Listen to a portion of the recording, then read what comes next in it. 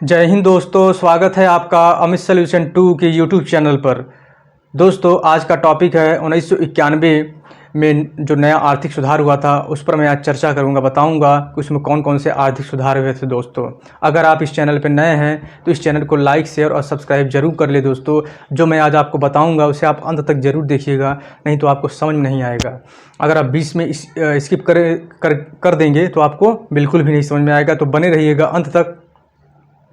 मैं आपको आज बताऊंगा, आज का टॉपिक है 1991 में जो नए आर्थिक सुधार हुए उसमें क्या क्या होगा। दोस्तों, तो डिटेल में आपको बताऊंगा, अंत तक इस वीडियो को देखिएगा। तो दोस्तों, उस समय में 1991 से पहले देश में आर्थिक हालात सही नहीं थे। दोस्तों, तो उस समय की जो अर्थव्यवस्था थी उसमें सुधार के लिए जो नए आर्थिक सुधार की आवश्यकता थी, तो 1991 में जो तत्कालीन प्रधानमंत्री थे नरसिम्हा राव जी और जो वित्त मंत्री थे डॉक्टर मनमोहन सिंह जी ने मिल करके नए आर्थिक सुधार की नींव रखी। दोस्तों, तो आर्थिक सुधार में क्या क्या हुआ वो तो मैं आपको अभी बताऊंगा व्हाइट बोर्ड पर, लेकिन उससे पहले मैं तो दोस्तों, विश्व बैंक की रिपोर्ट के आधार पर 1991 से पहले जो हमारी गरीबी का जो दर था 0.44 था, लेकिन जैसे ही 1991 के बाद जब आर्थिक सुधार लागू हो गया तो उसके बाद से जो गरीबी में कमी देखी गई 1.36% की दर से देखी गई। दोस्तों, और विश्व बैंक की रिपोर्ट के आधार पर भारत में 1991 के बाद आर्थिक सुधार के बाद से 13 करोड़ लोगों को गरीबी से ऊपर उठाया गया। दोस्तों, यह एक रिपोर्ट और फैक्ट्स है। दोस्तों, और 1991 के आर्थिक सुधार के बाद जो भारत का FDI था, यानी जो विदेशी निवेश था, वो आपका $7 करोड़ था। लेकिन 1991 के आज आर्थिक सुधार के बाद जो आज की स्थिति है वो पहुंच चुका है आपका $60 अरब के लगभग। दोस्तों, पहुंच चुका है विदेशी निवेश $60 अरब। दोस्तों, अगर GDP के आधार पर अगर बात करें तो GDP देश की जो थी 1991 के पहले वो 7 लाख करोड़ रुपए की थी। दोस्तों, 5 लाख करोड़ रुपए की थी लगभग, लेकिन आज दोस्तों 20 लाख करोड़ रुपए की GDP हो चुकी है। दोस्तों, तो ये आर्थिक सुधार का असर है दोस्तों कि इतनी तेज़ी से देश में वृद्धि हुई। तो इस प्रकार से हमारे देश के जो तत्कालीन प्रधानमंत्री थे नरसिम्हा राव जी और डॉक्टर मनमोहन सिंह जी ने मिल करके आर्थिक सुधार की नींव रखी, और उन्हें सोचा कि जो देश में राजकोषीय घाटा उत्पन्न हुआ है और भुगतान संतुलन जो असंतुलित है, विपरीत चल रहा है, उसमें सुधार किया जाए। दोस्तों, तो मैंने बात किया राजकोषीय घाटा, मैंने अभी भी जो शब्द यूज किया राजकोषीय घाटा और भुगतान संतुलन, तो मैं बताऊंगा। सबसे पहले मैं बता देता हूं, इसी के जरिए मैं आपको पूरी न्यू इकोनॉमिक पॉलिसी के बारे में बताऊंगा। क्या है राजकोषीय घाटा पहले आपको बता दूं, और भुगतान संतुलन किसे कहते हैं। दोस्तों, छोटा सा मैं रिव्यू दूंगा आपको, ठीक है। तो आइए व्हाइट बोर्ड की ओर चलते हैं और समझने का प्रयास करते हैं। दोस्तों, देखिए यहाँ पर लिखा हुआ है 1991 का आर्थिक सुधार, इकोनॉमिक रिफॉर्म्स। पहला है राजकोषीय घाटा, मैंने अभी 2 शब्द यूज किया, राजकोषीय घाटा और भुगतान संतुलन। अगर मैं इन्हें नहीं बताऊंगा तो आपको पूरी तरह से समझ में नहीं आएगा। दोस्तों, फिर मैं बताऊंगा कि क्या क्या सुधार हुए थे इकोनॉमिक पॉलिसी में 1991 की आर्थिक सुधार में, क्या क्या सुधार हुआ था, डिटेल में बताऊंगा। पहले मैं ये बता देता हूँ, थोड़ा सा व्यू दूंगा, ठीक है। देखिए, राजकोषीय घाटा में क्या था कि यदि सरकार की कुल प्राप्ति तथा कुल व्यय, सरकार जितना प्राप्त करती है और कितना खर्च करती है, का संतुलन नकारात्मक हो, अर्थात यह राजकोषीय घाटे को दर्शाता है। क्या मतलब है इसका कि यानी सरकार अपने आय से अधिक व्यय कर रही है, मतलब जितना उसका इनकम नहीं है उससे ज़्यादा व्यय कर रही है। तो दोस्तों, क्या अर्थव्यवस्था ऐसे चल पाएगी? मैं 50 रुपये कमा रहा हूँ, खर्च कर रहा हूँ 100 रुपये भी नहीं बचा पा रहा हूँ, एक ना एक दिन मैं समस्या में फंस सकता हूँ। दोस्तों, इनकम है 100 रुपये की, खर्च है 200 रुपये का, एक ना एक दिन समस्या में जरूर फंसना है। तो ऐसे ही 1991 के पहले राजकोषीय घाटा था देश का। क्या था? यदि सरकार की कुल प्राप्ति तथा कुल व्यय का संतुलन नकारात्मक हो तो यह राजकोषीय घाटे को दर्शाता है, यानी सरकार अपने आय से अधिक व्यय कर रही है। अब आपको मैंने थोड़ा सा व्यू दिया, समझ में आ गया होगा राजकोषीय घाटा। अब आते हैं भुगतान संतुलन की ओर। क्या है भुगतान संतुलन? एक देश का अन्य देश के साथ एक वर्ष में आर्थिक लेन देन, क्या एक देश का अन्य देश के साथ में आर्थिक लेन देन को जिस खाते में दर्ज किया जाता है उसे भुगतान संतुलन कहते हैं। दोस्तों, ठीक, क्या एक देश का अन्य देश के साथ एक वर्ष में आर्थिक लेन देन को जिस खाते में दर्ज किया जाता है उसे क्या कहते हैं? भुगतान संतुलन। दोस्तों,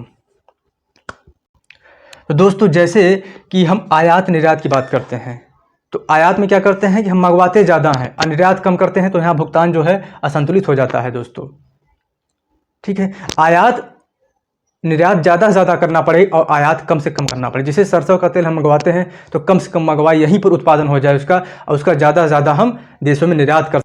तो सरसों का तेल इतना नहीं हो पाता है दोस्तों इस देश में कि पूरी तरह से देश की पूर्ति हो सके, इसलिए बाहर से मंगवाना भी पड़ता है। कई सारे आइटम है जो बाहर से ज़्यादा मंगवाना पड़ता है, देश में उसका उत्पादन बहुत कम होता है दोस्तों। उसका आयात ज़्यादा से ज़्यादा करते हैं, निर्यात तो होगा ही नहीं, जब है ही नहीं तो क्या।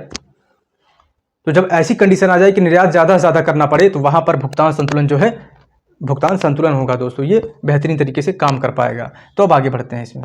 ये जानते हैं कि 1991 नई आर्थिक नीति के मुख्य उद्देश्य क्या थे दोस्तों।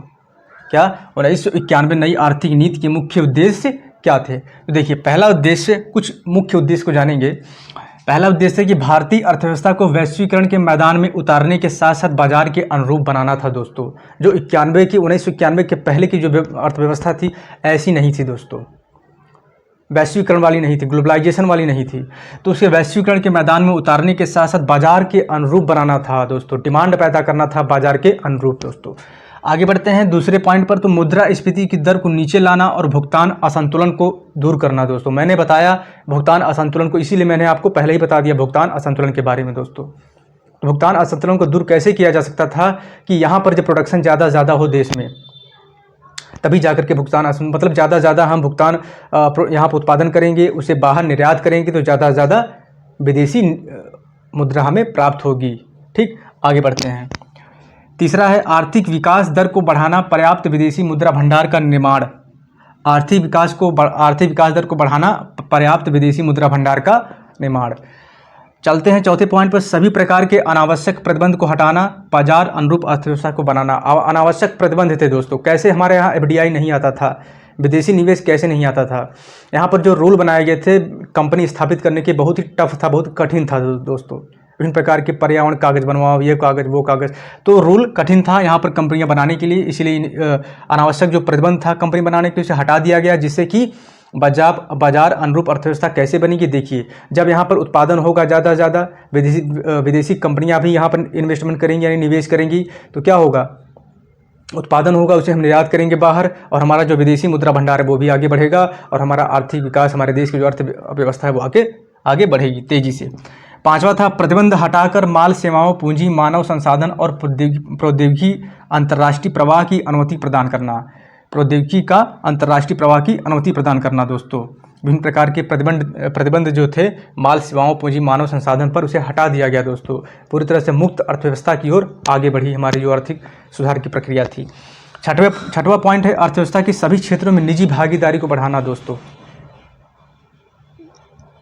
सभी क्षेत्रों में, मतलब कुछ क्षेत्रों में अर्थव्यवस्था को निजी हाथों में दिया गया, जिससे कि अर्थव्यवस्था विकास क्षेत्र में आगे बढ़ सके। अब आइए चलते हैं कि 1991 में कौन कौन से कदम उठाए गए थे मुख्य। तो आइए अब देखते हैं नई आर्थिक नीति के तहत जो कदम उठाए गए थे वो क्या कदम उठाए गए थे। देखिए, पहला था कि वाणिज्यिक बैंकों द्वारा ब्याज दर का स्वयं निर्धारण करने का आदेश दिया गया, उन्हें अधिकार दिया गया कि वाणिज्यिक बैंक ब्याज दर स्वयं निर्धारित करें। क्या कहा गया, उदारीकरण नीति के तहत सभी वाणिज्यिक बैंकों ब्याज की दर निर्धारित करने के लिए स्वतंत्र कर दिया गया। सभी वाणिज्यिक बैंकों को ब्याज की दर निर्धारित करने के लिए स्वतंत्र किया गया। उन्हें भारतीय रिजर्व बैंक द्वारा निर्धारित ब्याज की दरों को मानने की कोई बाध्यता अब नहीं रहेगी दोस्तों, वे खुद अपने ब्याज की दर निर्धारित कर सकते थे दोस्तों। दूसरा है कि लघु उद्योगों के लिए निवेश सीमा में वृद्धि कर दी गई। लघु उद्योगों में निवेश की सीमा बढ़ाकर 1 करोड़ रुपये कर दी गई, जिससे ये कंपनियां अपनी मशीनरी को उन्नत बनाने के साथ साथ अपनी कार्यकुशलता में सुधार कर सके। आइए चलते हैं तीसरे पॉइंट पर। सामान आयात करने के लिए पूंजीगत स्वतंत्रता, मतलब विदेशों से सामान आयात कर सकती थी बिना किसी रोक टोक के। भारतीय उद्योग अपने समग्र विकास के लिए विदेशों से मशीनें और कच्चा माल खरीदने के लिए स्वतंत्र होंगे, कोई उन पर प्रतिबंध नहीं होगा दोस्तों पहले की तरह। तो अब आगे बढ़ते हैं, चौथे पर चलते हैं। तो दोस्तों आइए चलते हैं, मैं बता रहा हूँ आपको नई आर्थिक नीति के तहत निम्न कौन कौन से कदम उठाए गए थे। तो चौथा कदम जो उठाया गया था वो था उद्योगों के विस्तार, उत्पादन के लिए स्वतंत्रता। किस प्रकार की स्वतंत्रता दी गई उद्योगों को, अब उद्योग अपनी उत्पादन क्षमता में विविधता लाने, उत्पादन की लागत को कम करने के लिए स्वतंत्र होंगे। इससे पहले सरकार उत्पादन क्षमता की अधिकतम सीमा खुद तय करती थी दोस्तों, कोई भी उद्योग इस सीमा से अधिक उत्पादन नहीं कर सकता था। अब उद्योग बाजार की आवश्यकता के आधार पर स्वयं अपने उत्पादन के बारे में फैसला कर सकते थे, कितना उत्पादन करना है और कितना नहीं दोस्तों। आगे बढ़ते हैं पांचवें पॉइंट पर। तो कहा गया कि प्रतिबंधित कारोबारी प्रथाओं का उन्मूलन, जो कारोबारी मतलब कि जो उद्योग थे उन पर जो प्रतिबंध लगाए गए थे उन्हें नष्ट कर उन्हें हटाया गया दोस्तों, उन्हें हटा दिया गया।